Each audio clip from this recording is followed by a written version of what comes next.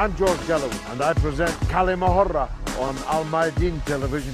Here we are in London. I speak my words freely, either in Parliament, on television, here on the streets of London. كلمة means free word. That's what I speak. So كلمة is a two-way conversation. Check it out on Al Mayadeen television. Welcome to كلمة with me, George Galloway, on Al Mayadeen television, coming to you from London, but discussing Sudan. I'm so old, I was in Khartoum on the day that President Nimere was overthrown. There have been a few Nimeres since. I've seen them come and go. The history of Sudan is one of colonization and dictatorship, but for very brief interregnum. I interviewed the former dictator, General Bashir, 7 years ago in Khartoum. He promised me that he would not, under any circumstances, stand for re-election for a further term. He promptly broke that promise and then was about to break it all over again. And the people of Sudan had had enough, and they rose up in a huge swelling of popular democracy, protest, demands for the military to demit office and for the people to attain power. They succeeded, and Bashir is now in jail, though I don't know where his money is, and neither do the people of Sudan. But he has been replaced, not by popular power, but by a military transitional council, of which one man is undoubtedly calling the shots. He's called General Hamdan, though nobody knows how he got to be a general, as he has no military training. He has his own army, according to the New York Times, 50,000 fighters in his own militia. He's calling the shots. The uprising of the people of Sudan has been drowned in blood, at least for now, literally drowned in the Nile, with well over 100 protesters murdered, well-attested examples of rape being used as a method of political terror, brutality, torture, all the usual paraphernalia of a military crackdown. The internet has been switched off, an internet which had been key to the communications of the people in the uprising. The television news, never free, is now heavily militarized. The media is under the control of the men in khaki. The question is, on whose behalf are the new junta operating? What are their intentions? Who is behind them?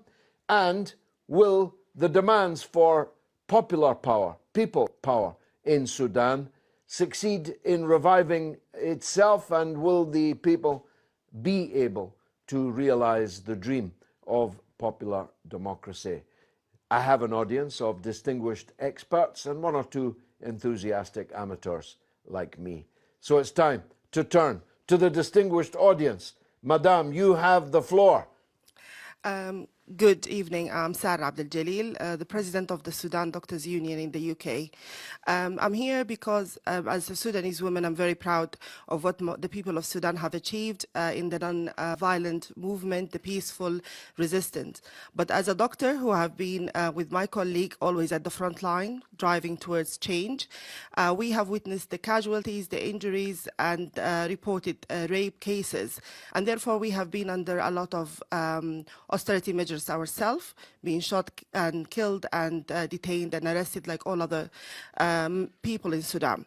So the question is, and that's open for discussion, if the people of Sudan have led for 6 months a peaceful resistance, and they avoided to be engaged in any army conflict, why we cannot overcome the TMC, the Transitional Military Council, which is a continuation of the same regime, and the militia that is actually should be labeled as a terrorism group, and why the regional and the international forces are not supporting the peaceful resistance toward change? Well, maybe because they don't want it to be catching in their own countries. how can countries themselves ruled by brutal military dictatorships possibly want people power to come to power in Sudan? That's the answer, isn't it? I think to some extent, but they have to realize that the stability and the security in Sudan, which is situated in a very important geopolitical area, will have a positive sort of influence. I think that the fight in Sudan is not just for Sudanese people. I think it's a global fight for justice. Who else would like to respond? Yes, sir. My name is Jihad Mashamon, and I'm a doctoral researcher at the University of Exeter.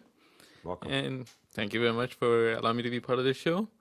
I'm here as a capacity as a researcher because I've been covering what's happening in Sudan for a while, and that's how I got to know Dr. Sarah.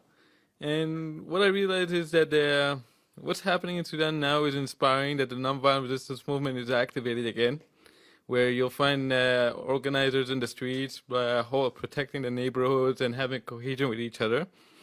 However, what's missing in this is I realized that the international community is not doing enough to pressure regional countries in the region, to pressure the TMC to give up power. I'm touched by your faith in what you call the international community. I'm touched too. But I mean, we have to use terminology. You know, that's what a scorpion stings because it's a scorpion. The international community, so-called, betrays the Sudanese revolution because of what it is, because of what the international community is and what the Sudanese revolution is. Well, I do agree with you, but I'm using terms that they told me to use in academia. International community. Don't use these things here. As Tony Benn once said, I realized at one point during the Iraq war that I knew one half of the international community because the international community was George Bush and Tony Blair. That I agree with you. But when I'm talking about the forces within the international community, I'm talking about the US, and the UK needs to take a leadership role in pressuring Saudi Arabia, Egypt, and the Emirates to force the TMC to give up power. Who are these regional actors you think that are behind the TMC and the resistance to democracy? From what I can see, it's the Emirates. Emirates is having a heavy influence. And it's... But you see, Sudan is an historic, huge, populous, mighty country. The Emirates is a petrol station with a flag. And a yachting marina in Dubai. I can't accept, because I know the Sudanese people so well, that they are going to dance to a tune dictated by a Bedouin prince. Okay. But then we have to look at the country's interests. The problem is the UAE and these countries is they don't understand if they give us a civilian government power, they're actually going to get their interests achieved. I mean, the UAE, Egypt, and Saudi Arabia, they're scared that the Muslim Brotherhood would come to power. And that's why they're resisting a civilian power. Is that what it's about, you think? Fear of the Muslim Brotherhood? Fear of the Muslim Brotherhood, and of course, regional influence. They're trying to, especially with the Emirates, is trying to enhance its regional influence. Very interesting. So if basically they need to understand that a civilian government would address this kind of concerns, and the international community, including the US and Britain, that their concerns with regards to terrorism would be resolved, and immigration would be resolved if they support a civilian government. The United States and Britain are behind most terrorism in the world. You need to step out of academia, my friends. Let's take the lady behind you. No worries. Cheers, though.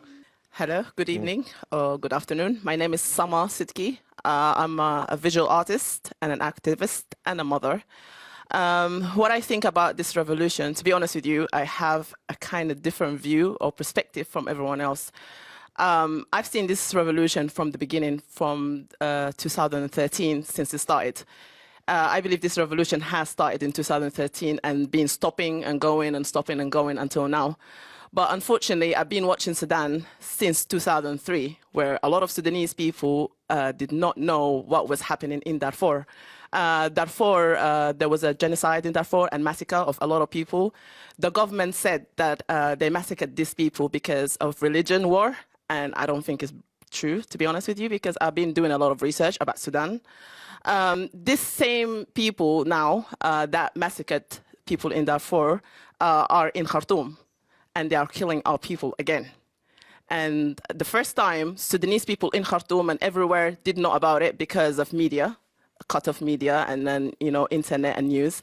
And now again, the world, they know a little bit about Sudan, but a lot of the people don't know where Sudan is and who we are. But I believe the key lies in our hands, the people that who are in America, in the Sudanese, that, I mean, in America, in Britain, in Canada.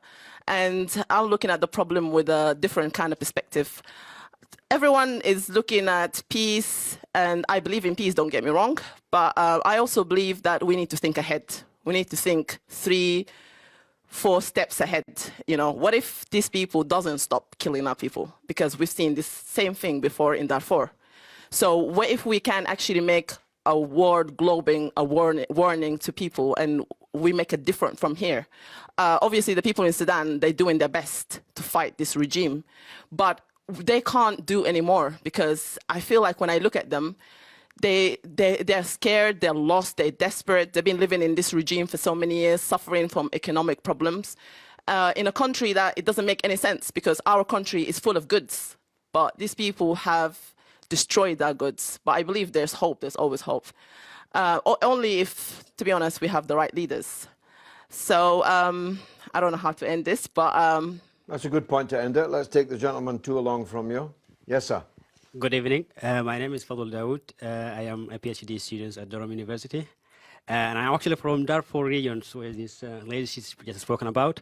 And I've witnessed firsthand the atrocities that's committed by the second man in command now in the TMC. This Hamdan was yes, Hamdan, guys. the butcher of Darfur. I know what they've committed firsthand since 2003 up to now.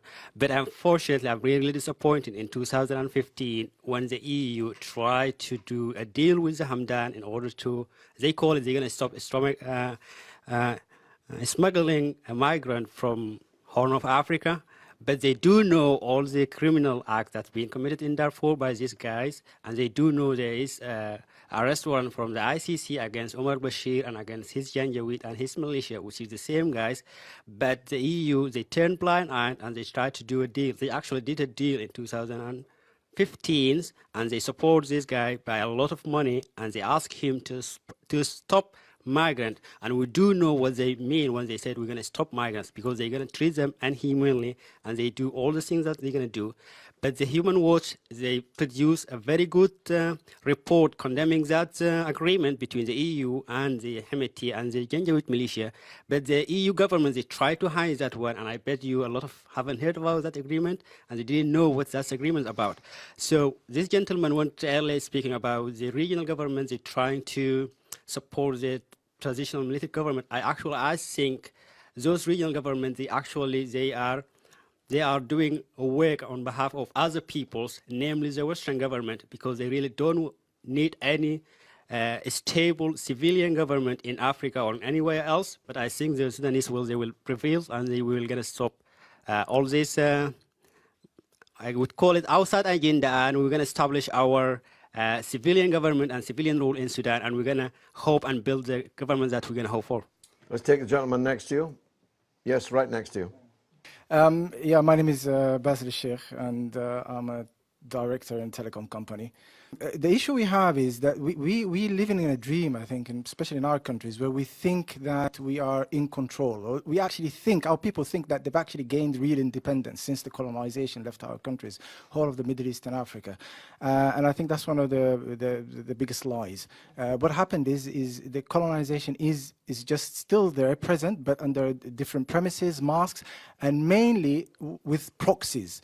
And that explains the sort of the interference that's happening. So when we talked about Egypt or role of, and why the military council is touring around the Middle East, going to Emirates or going to Saudi, basically this was like instead of directly talking to the United States. So our people need to understand that the governments in Sudan, Sudan is an ex-colonized country.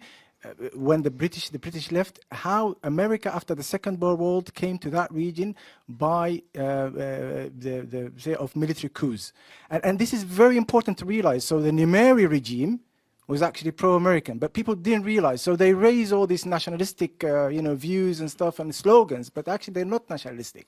And the Bashir regime as well raised the flag of Islam and being the country, but actually it wasn't. And underneath all the policies were actually homogenized by the international community and the American policies of the World Bank, etc., which led Sudan to this dire situation and people going out on the streets.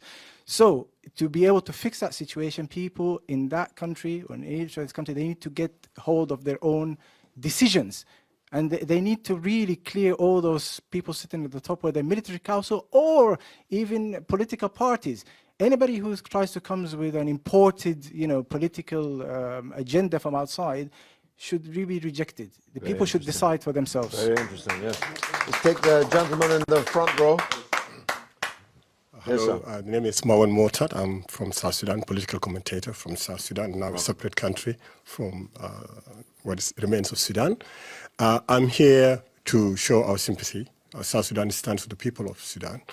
One reason that South Sudan became independent, contrary to all the views about international interference, is because the history of Sudan is full of two things. One is the militarism, and the other thing is reactionary politics. So Sudan was dominated by very, very reactionary regimes that, unfortunately, they only had 10 years in terms of civilian rule, but the rest of the years since independence 64 years ago have been under military rule. Contrary to what was said about Numeri, Numeri came up as a socialist originally and then changed colors as he I remember it well. The reason South Sudan fought for independence is because it failed to convince the successive systems in the north that we need to have a pluralistic society that can accommodate different religions, races, languages, and so on. Completely rejected that. And this revolution is a continuation of a Sudanese tradition that goes back many, many decades. There have been 3 revolutions, and this is the 3rd revolution, in 1964, 1985, and now. And the people's aspirations all this time have been to create a new Sudan that is pluralistic, that can accommodate everyone, that is visionary, that is democratic. And every time it has been frustrated. And this is what has happened now. So rather than blame other forces, we must blame the Sudanese leadership. I have total sympathy with all these boys and girls that have been killed in the streets. And there's no blame for any external force except the Sudanese forces. Hemeti, General Hemeti, the general you were talking about, Hamdan, is a creation of the Sudanese system. It's a creation of Bashir. Bashir used him to fight a proxy war against Darfur with horrendous results against our own people in Darfur, where 300,000 have been killed. Previously, of course, there were similar wars in Sudan, in the south, in the name of Islam and so on, where 2 million have perished, resulting into all these disasters. So the tragedy continues to this day. And the only hope for Sudan, and consequently for South Sudan as well, is the success of this revolution. Why are the Arabs involved? Why is Saudi Arabia interested? Simple story. They have the money, and the Sudanese don't have money. They basically are paying for a slave army to fight in Yemen. And that's really the reason why they want to keep Hemeti there. That's why the reason that this Burhan is there. Both of them are a product of the Darfur war, and they're being paid directly by the Saudis to keep the army there. Gentleman here. Thank you. Thank you, George. My name is Sahal Yusuf Ali. I'm political and social commentator on issues happening in East Africa and the Middle East. I have to highlight something that may be of interest to everybody here and those who might have the chance to view it. The protest wasn't expecting the outcome. They were simply after economic reforms. They were demanding an end to the austerities, the tripling of the commodities prices. They wanted an end to abuse of authority, political repression. They were after things like the limitation of ATM withdrawals. They were also after things like devaluation of their currency. At the time of these protests, the inflation was 70% high. the country was running out its foreign currency. So the unexpected, the unthinkable happened when they saw they had a momentum. The demands for economic reform shifted and changed to demands for Bashir to step down. I think they achieved it, but there was a price to pay for that.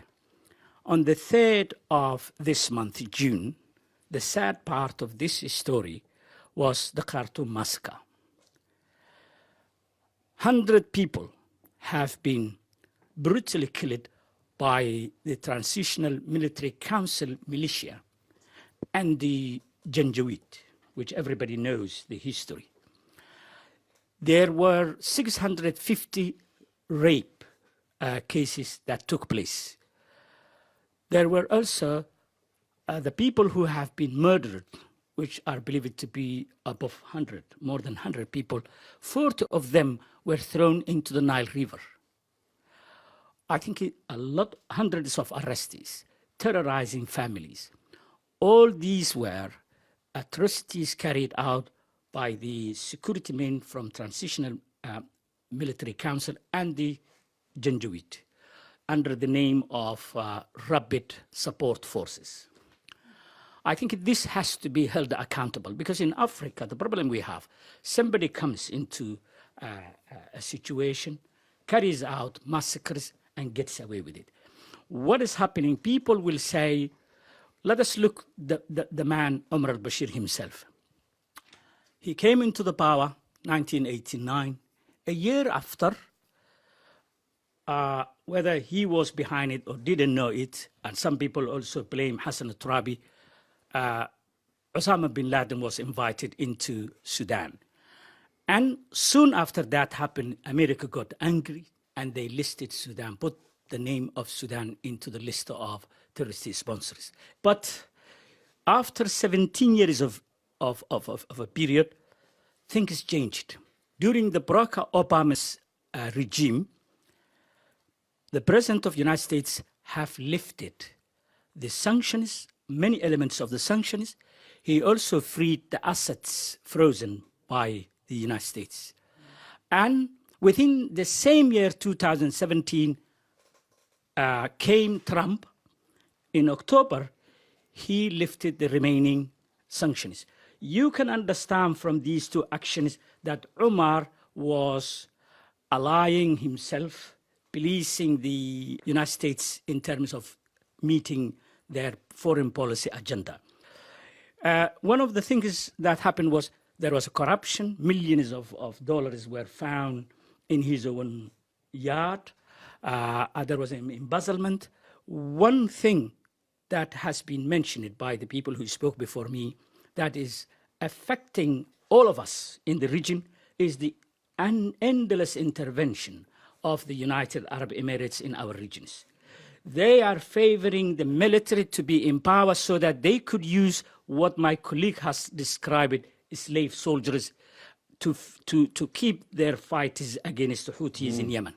Who knew the United Arab Emirates would ever loom so large?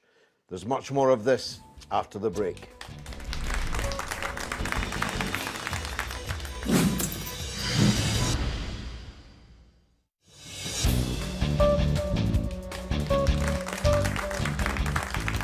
You're watching Kalima with me, George Galloway, for Al Mayadeen Television, coming from London, talking about the Sudan. Earlier, we took the Kalima camera onto the streets of London to see what the people thought.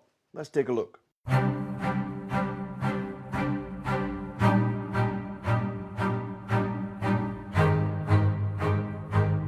Do you think there are any external motivations behind the unrest in Sudan? Well, I guess there's a couple. I guess there's some civilian unrest and then political unrest. I think there'd be an issue if the people don't get their voices heard, because they're the ones ultimately who should have the say in their country. And I think behind any conflict in the world, there is many interests. I mean, there are always powerful people around the world who, control everything we do. I mean, even you standing now in this country, so it could be it could be anyone. I think it is the military, because they are conflicting with the civilian. I believe there's a lot of external activity happening in a lot of areas, and I believe that people are being confused by the rationality of the government and the people. Sudan needs to take back their power and push out all this external help that's coming from maybe the superpowers. Do you think the recent coup in Sudan has anything to do with the standoff between the US, China, other world powers such as Saudi Arabia and so on? Yeah, I think so. I think so. Because if we look for Sudan, Sudan has not enough power to maintain the conflict for long years. So there is some powers behind them, behind the politics. Yeah, I guess Central Africa is a pretty unstable area at the moment. There's huge economic, I guess, gains to get by getting a kind of a foothold in the region. It's probably one of those things where it's not the decisions aren't being made for the people. It's kind of being made with an economic motive. I think there is a lot of oil and a lot of precious things that maybe other people want to get. Well, right now it's all about money, and Central Africa is where the money's at. Well, should I say the resources? And control of the resources is control of power. And I believe all the superpowers are trying to do their best to get their hands on it first, because it's first come, first serve. So definitely. It's all basically because of the natural resources that Sudan has. So basically, America, China, Russia, they just wanted to get those natural resources and have it on their own.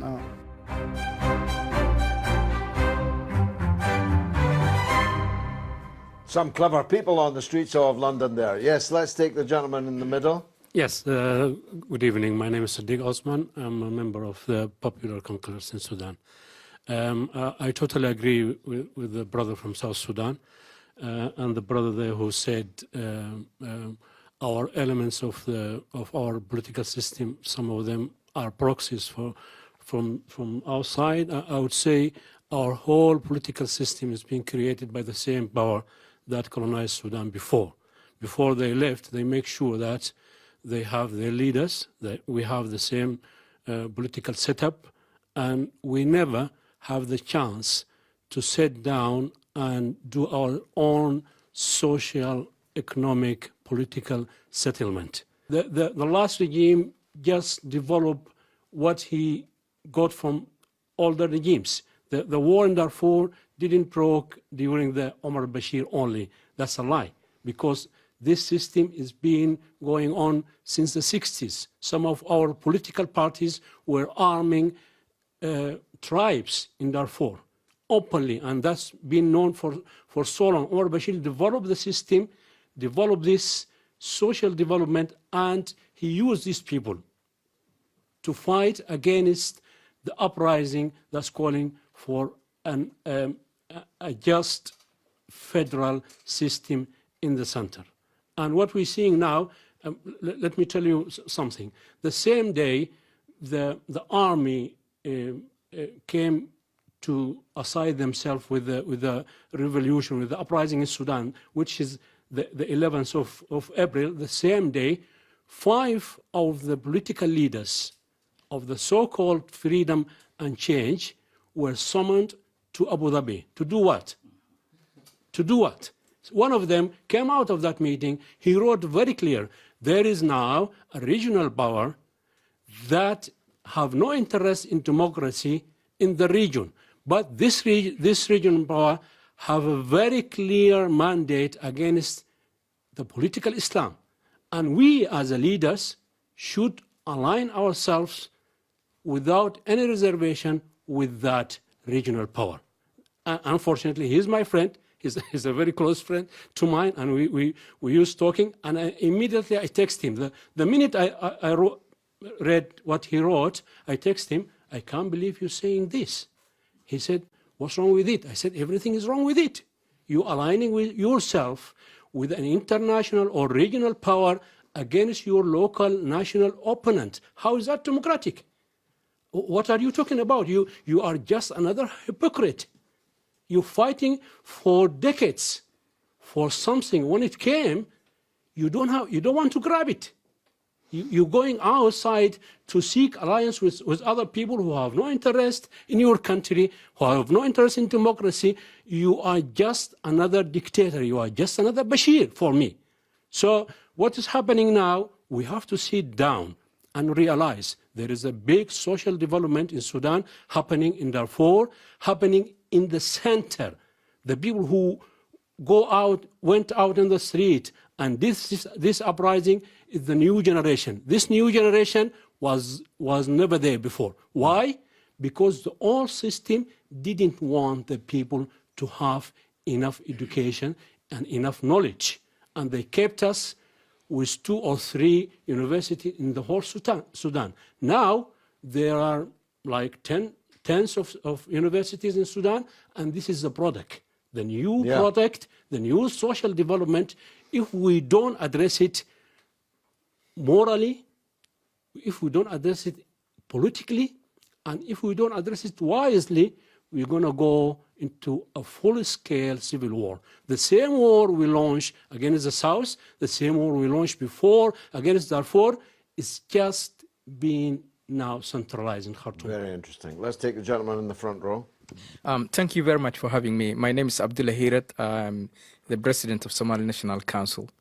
I would like to highlight some of the key issues about Sudan and the regional players. We hearing like all the time Emirates involvement, Saudi Arabia's involvement, and also militias, which is not under the control of the government, and we don't know who they are, who support them financially.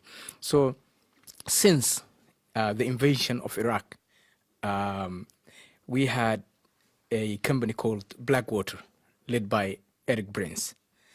The world known since the massacre of Tahrir Square in Baghdad. That is when they come out. Since then, they started organizing a lot of political chaos in the region, and they most of the time trying to integrate within the revolutionists or within the governments. So what is happening in Sudan is what had happened in Somalia. What we would advise is, number one, to reorganize yourselves. Rely on the Sudanese only, even if he is a dictator or non-dictator. What is in between, it is disastrous, and I'm sure they will pay the price if the Sudanese people don't be aware of this kind of involvement, because the American and Britain, they, especially America, launched war on democracy. They are playing a game to rule the whole world, to colonize the world in a very smart way, sending their spies to lead those countries, like what's happening like Somalia at the moment, what had happened in Libya, what's happening in Iraq. They creating problems. Look what's happened in Syria. They creating problem, and then they try to get way to invade those countries and to send their boys to lead those nations. This kind of terrorism, we are fighting Somalia. You heard Al-Shabaab. I know every single leader in Al-Shabaab, where they born, how they started, how they are, who's supporting them, who financially giving this, chemicals. Even Somali government cannot have the license to, import those kind of chemicals to create this kind of bombs. So what we're trying to, say is like, whenever we hear Emirates, Saudi Arabia, they cannot even put their hands up if the America or Britain wants to, for them to do it. Very interesting. So let's take the lady here in the middle. Hi, my name is Rania, and I am Sudanese living in UK, in London. I think I agree with almost everyone in that what's happening in the region or in Africa has a an international interference. And with regards to Sudan, I think the direct evidence for that is Russia and China taking the veto against UN involvement in taking peace. The gentleman here pointed out about the massacre on the 3rd of June, and that was something. I mean, in the social media alone, almost everyone was taking interest in what's happening, because this is beyond what human being could think about. But then what we found is that Russia and China, they just vetoed out this decision that the UN could get involved. So I think I totally agree that the international interference is what's going on, and the way for the international interference is that they have to have someone whom they can move around. And if the people took over, that's what we want in Sudan, is a civilian government, then that would be the people's wish, and that's against the international interest.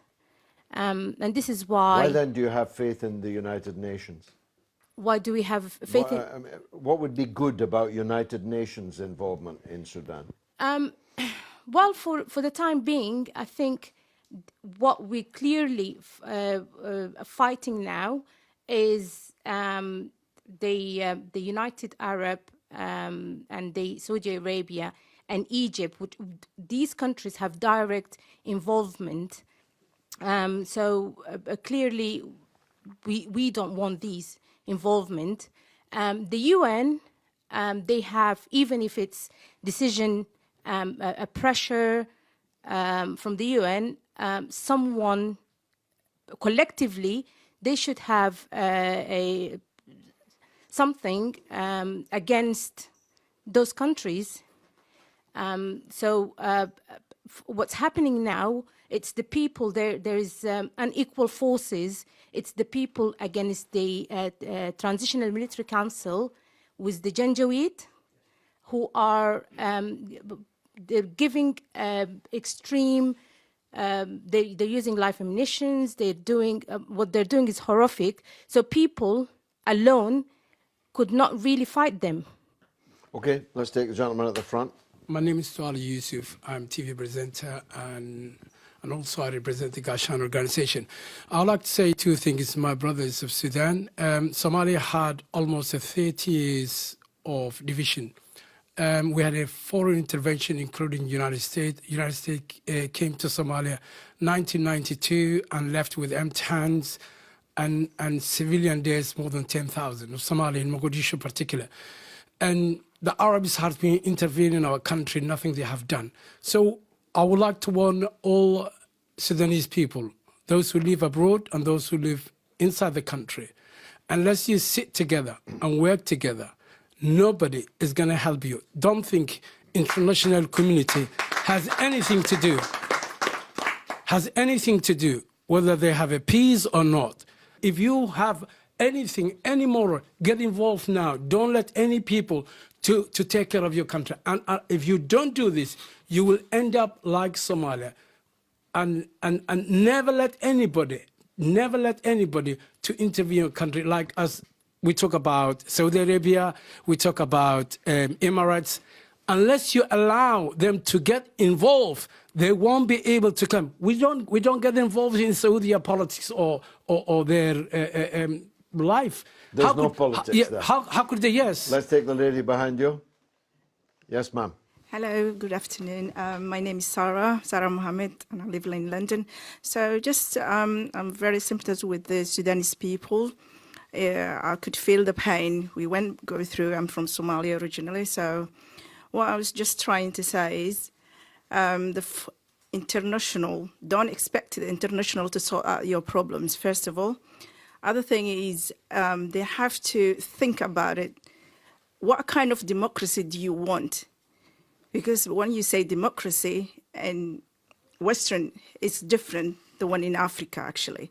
So they could say something democracy and it will end up something different. The people don't wish. That happens here too. Other thing is,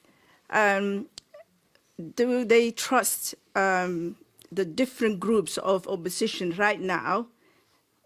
The people of Sudan, can they trust those people to come together and talk and to find a way forward to build a civilian government? That is the main question, actually.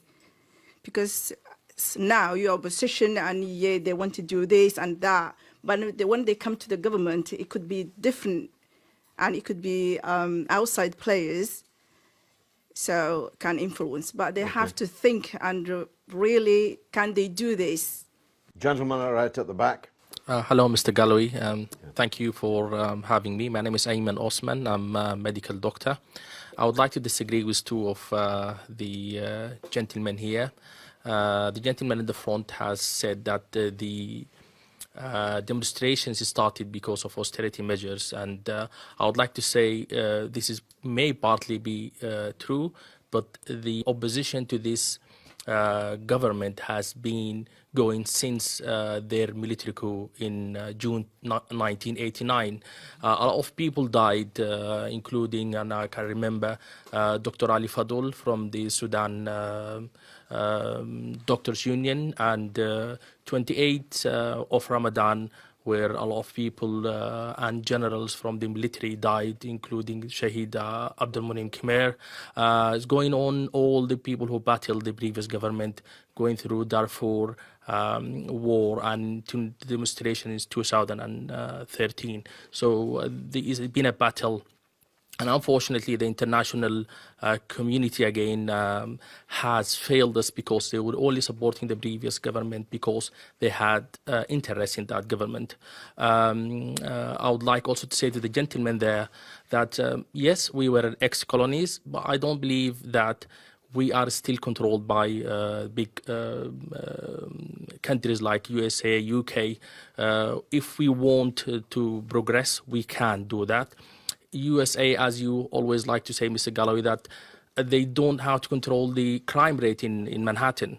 So if we are strong, we will win. Yes, there is a lot of pressure coming from UAE, KSA, and Egypt. This is fighting by proxy for America, and which were controlled by the Zionist. So it is a big game. Well, you call it pressure, but what you really mean is money. Money, yes. So yes. because the United Arab Emirates has no power to give pressure, they only have money to bribe people.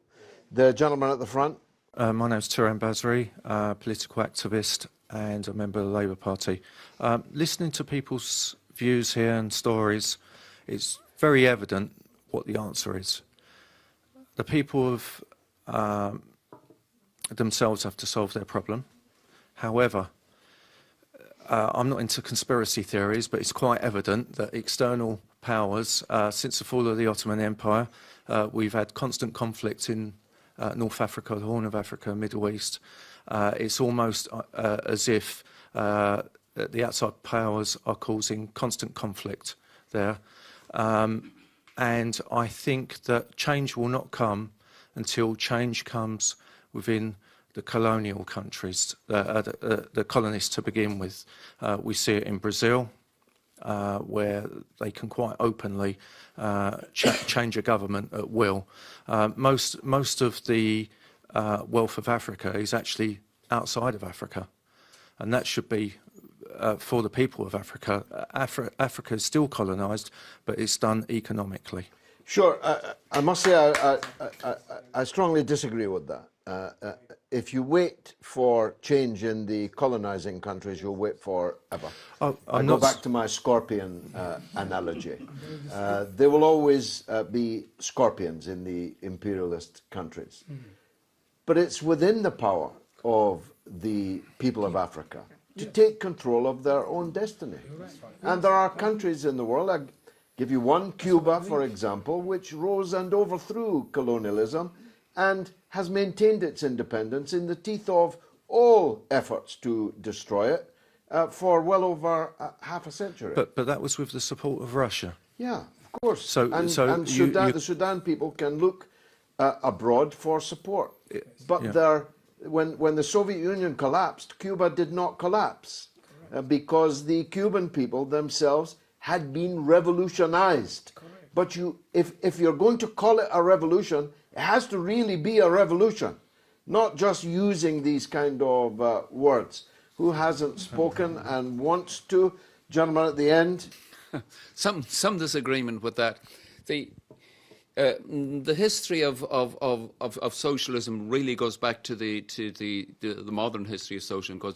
Goes back to the Russian Revolution, and the aspiration of the Russian Revolution was world revolution, and the aspiration for world revolution really does mean that you can't kill the monster anywhere except at its head.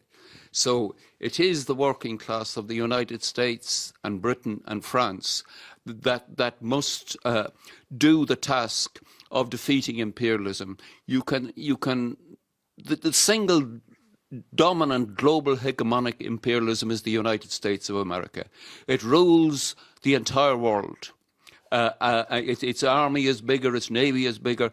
That is the enemy of all mankind. That is the central enemy of all mankind. What it does in Africa, it uses its proxies. For instance, South Sudan. Well, why did the conflict begin in South Sudan? Because South Sudan has the oil, isn't it? It's oil, right? The conflict is about oil, and you. In Rwanda, well, what was the conflict about? Well, now in Rwanda they speak English and no longer French. A victory for the United States of America, you would say. The United States is moving into Africa, and it's moving into Africa, and it's funding its proxy forces. The girl behind. I'm Aram Osman. I'm an A-level student, and I'm also Sudanese. I think I agree with most of the points that have been brought up by other people, in the sense that the Sudanese people need to be the ones that provide the change. It's not, we can't rely on outside forces because they don't know what they don't know what it's like to live in Sudan and what we need. The culture in Sudan is so much different, and you can go anywhere, anytime in Sudan and ask anyone for anything that you need, and they will give it to you straight away because they are kind and caring. And I commend everyone in Sudan for keeping the protests peaceful, despite violent action taken upon them. But in regards to your question from earlier, why do we have faith in the UN? We still need support from outside forces to say what's going on is wrong. We don't need them to change it for us. We just need other people to condemn it. Yeah, I'm just trying to stop any tendency towards believing that will happen. Understood. You're right to demand it. You have a right to it. But without demanding it, it won't come. Regardless happen. of whether it comes or not, you need to demand it. Demanding it is fine. And appeal to the people. I just make the point en passant before the last comment, I'm afraid. The people of Iran overthrew the mighty Shah, and for 40 years have maintained a revolutionary country in control of its own affairs. It is possible to do it, but you have to be determined to do it, and you have to be smart enough to do it. Last speaker, the gentleman in the brown jacket. Go ahead, sir. Right. So, yes, talking about this in United Nations, I think the starkest example we have is Palestine. How many orders have been taken out? Nothing has been implemented on the ground. Coming to Sudan, I think that there's an important point I want to address, is because we're sitting here in a platform, in a media, in a Western media, we're not on the ground. I need to talk about the topic on the ground. There is a real problem. The problem is, if you want to walk out of such a situation, dire situation, is there needs to be a united front leadership with a certain mindset.